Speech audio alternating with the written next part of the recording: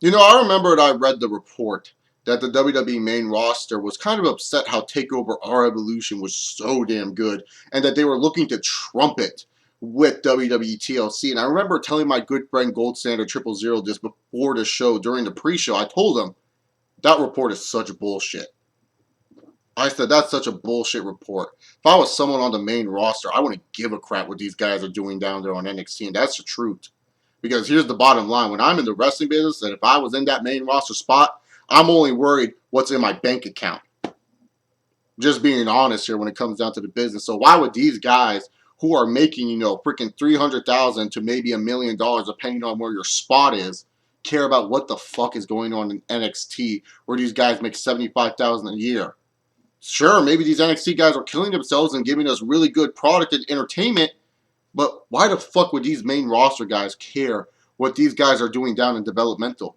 Because they all know once they get to the main roster, these guys from developmental, they're going to be put in the same system that they're in. They'll be making a lot more money, and then these guys won't care. I thought that report was just such a bullshit.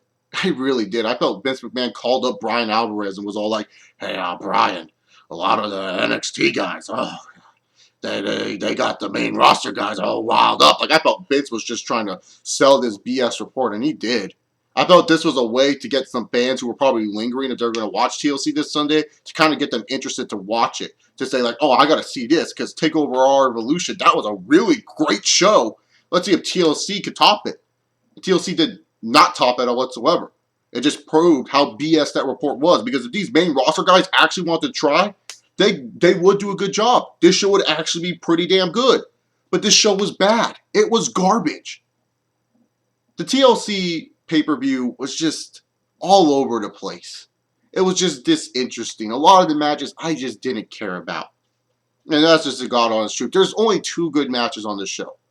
One of them being the first match of the night, the Intercontinental title ladder match between Dolph Ziggler and Luke Harper. Now, a lot of people were calling this match great. I don't see how this match was great. Did you guys not watch Jeff Hardy versus Edge at Extreme Rules 2009? Just wondering. Or Jeff Hardy versus CM Punk in 2009. I'm just wondering because a lot of people are calling this a great match, and I'm saying to myself, holy crap, have your standards dropped as wrestling fans? Have you lowered your standards and said to yourself that the WWE's been feeding me all this shit, and here is this at least decently good ladder match where Ziggler is jumping 15 feet in the air the whole time, overselling these bumps, that all of a sudden this is a great match? This match followed a lame pattern where it was just pretty much, let's do a random high spot. Now I'm going to climb the ladder, and you're going to shove me off the ladder. Not only that, it had a lame finish. Ziggler was trying to go for the spectacular ladder finish where he freaking leans on the ladder to go climb up the ladder and grab the belt, but that didn't even happen. It was like a boring, lame finish. This match just felt flat. I felt these 2 superstars could have gone out there and put on a much better match. And then I wondered to myself, what was the point of even giving Luke Harper the IC title? Seriously, what was the point? You're not going to remember this title reign of Luke Harper as Intercontinental Champion. Let's just be honest here. The only thing you're going to remember is how he won the belt. You're not going to remember what else he did during this reign because this reign was booked so terribly. Way to make Luke Harper, a guy that you feel like could be a future for your company, look like an idiot in this match. I mean, I understand why you gave Ziggler the win. You had to follow up after what you did with Survivor Series, but seriously, what was the point of him losing the belt to Luke Harper? I've said it before in many other shows that I did. TLC was a half-ass backwards pay-per-view. They should have done tonight Ziggler versus Rollins for the IC title because that would have made fucking sense. They should have had Garbage Man versus Luke Harper tonight, and they should have had Cena versus Big Show. But instead, they didn't have any of those matches. We instead got Ziggler versus Harper, and what was just a good ladder match. Come on, guys. What would you rather see? Seth Rollins versus Dolph Ziggler for the IC title, or Dolph Ziggler versus Luke Harper? And if this match was so great, will you remember it in a year later? Just saying. What else have we got here? Oh yeah, a lame tag team title match, which will lead to another lame tag team title match at the Royal Rumble, because it ended in a lame DQ finish. The only highlight of this match was Damien Mizdow. Just being honest here. I don't care about this Uso versus the Mizdow feud. Why is it now, WWE, that you all of a sudden want us to care about the Usos as characters? Why didn't you guys do this to the Usos when they were tag team champions for the last 8 months? Fucking morons. Speaking of how moronic this company is, with guys like Cesaro on the roster. Instead of pushing him to face off against the Big Show in a Steel Stairs match, they're pushing Garbage Man. Pushing Garbage Man in a Steel Stairs match with the Big Show. I swear to God, after that opening sequence where Garbage Man botched his own roundhouse kick, which is the only move he could actually do, freaking switches it over to the Cowboys-Eagles game. Following this match via Twitter, my friend Gold Standard 000 was commenting on this match the whole time. He made it sound better than it was. And then he said, oh, they're setting up a big spot, so I go check that out. And you know a match is bad when Garbage Man or Big Show, I can't even remember who did it, spears the other dude through a stack of stairs and no one gives a shit. Everyone was just literally sitting there just like quiet. This was like Tito Ortiz coming out to the freaking impact zone. No one cared. And then why do you have it at the end of the match? Big Show needs steel steps. The 7-foot, 500-pound giant needs steel steps to hold down Garbage Man for the winning pinfall. I'm fine with Big Show going over because I don't like Garbage Man, and I don't think Garbage Man needs to go over in the first place because there's way other superstars that should be pushed over him. But seriously, why in the hell are you trying to make Big Show look so damn weak, WWE? I mean, over the years, you have fucked up the Big Show so damn much. This guy could actually be an interesting character. This guy could actually be a threat to, I don't know, a Brock Lesnar or to someone else on the roster, but you just wasted him during his whole time in his later part of his career, and you always make him look like a pussy crying all over the place. Fuck. And then we get John Cena versus Seth Rollins. Oh, stupid. Fucking stupid. This match was overbooked city. You should have just named this a glorified handicap match, because that's what it was. It was a glorified handicap match. Why is it that Seth Rollins needs all the help in the world just to beat John Cena? Why is it that the guy who you guys have written on TV to write off a character like Dean Ambrose and Randy Orton need help from two former Cruiserweight champions? One former Cruiserweight champion and Jamie Noble, and the dude that got his face busted in at Armageddon 2007 named Joey Mercury. Why? Why does Seth Rollins need these guys' help? He got rid of Dean Ambrose and Randy Orton. He's Mr. Money in the Bank. He doesn't need all this help. And yet, you have to make him look like he's such a wuss compared to John Cena. And then you have it where Cena does an AA through the table onto Seth Rollins, but the referee wasn't looking at this time. And the reason why I'm mentioning this spot, because at the end, Cena and Rollins each simultaneously go through the table. They each go through the table. Referee sees this. He doesn't know who wins. He's all confused. And then two other referees came out who saw this event. Two other referees who saw this event came out and were raising who they thought won the match. And I'm all like, where were these dunk bucks when John Cena put Seth Rollins through the table earlier tonight? Where was this when John Cena AA'd Seth Rollins through the damn table? Oh my God. And then you just restart the match for whatever stupid reason. Out comes the Big Show. Why? See, this is what I'm saying. You should have just done Cena versus Big Show tonight, especially if you wanted to get Big Show involved in this match. Why not you just do Cena versus Big Show? Why have Seth Rollins suffer through a bad match with Cena instead of having a really great match with Dolph Ziggler? Why?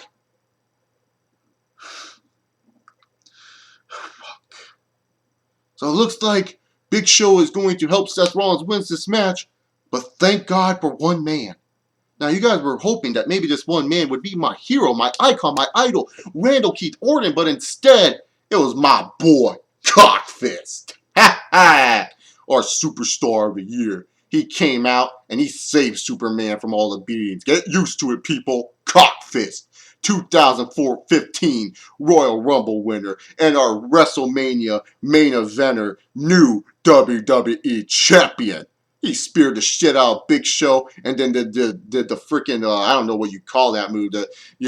What him and Cena, what would you call the Superman punch into the AA? Would you call that the Gravedigger? Like, I just gotta know what you would call that double team move. Because can you imagine if him and Cena were a tag team? Oh my God, the Gravediggers per day. Roman Reigns cocks up the fist. Superman punch and Cena just AA someone. Fuck, man. Game over. I just feel bad for Seth Rollins and all this. They just made him look bad in this match, and it's not even funny how bad they made him look. Ryback and Kane. Oh, wait, was that? No, the Divas. Nikki won against AJ. That's all I got to say about that match. I didn't care about it. Ryback and Kane. Look, WWE. Just saying right now. I don't give a shit who beats Kane. I don't. Having someone feud with Kane doesn't help their profile whatsoever. No, if anything, it's like a rib on them. It's like a rib if you have to go feud with Kane. At this point in time, I can beat Kane in a pay-per-view match. Kane has not won on pay-per-view since WrestleMania 29, people. Just think about that. The Demon Kane has not won a pay-per-view match since WrestleMania 29. That is over a year and what, 6 months? Since Kane has won a pay-per-view? Who gives a shit who this guy's facing? How does this help Ryback whatsoever? It's not like Kane's a good performer anymore. Like, don't get me wrong, I have so much love for what Kane has done over the years, but it's not like Kane's any good anymore to where I want to see this guy actually wrestle. Ugh.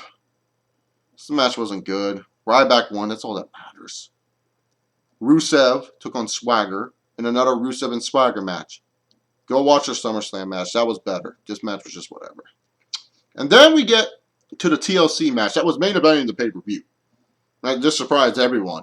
This led those WWE fans to send out tweets. Oh, the WWE shows they care about the future with this main event. It just shows that they care about the future. I don't know. I don't want this future. I don't. I'm not saying the match was bad. The match was actually good until you get to the ending. Until you get to the fucking ending. So, pretty much there was a lot of cool spots in this match. You know, Dean Ambrose goes on top of the ladder like 3 different times and hits cool little elbow drops onto Bray Wyatt. That's cool. Dean Ambrose runs off the pre-show table and clothesline Bray Wyatt to the crowd. Bray Wyatt hits some shocking Sister Abigail's. You know, pretty good match. Then you get the ending. So, in the middle of the match somewhere, Dean Ambrose pulls out a TV underneath the ring. And if you guys want to know why those TVs are underneath the ring, it's so that way Hornswoggle can watch matches. But it's also for the superstars, you know, if they're hidden underneath the ring, they can watch the match and see what is going on. So that way they will know when their spot is to, you know, roll out of the ring, to go inside the ring, you know, that type of deal. That's why the TVs are underneath the ring. And so Dean Ambrose, you know, they have a funny little spot where he's looking at himself, looking to the TV, fixing his hair. You know, it was a fun little spot. Bring out this TV. They forget about it for a little bit. Dean Ambrose does this big ladder spot. You know, he grabs the giant ladder that, like, is really, really humongous. Does an elbow drop onto Bray Wyatt onto the Spanish announce table. So, he brings Bray Wyatt into the ring. Dean Ambrose is looking to hit Bray Wyatt over the head with this TV. And I was saying to myself, oh, this will be a cool spot. But what do they fucking do? They have it where Dean Ambrose freaking is trying to ram Bray Wyatt with his TV.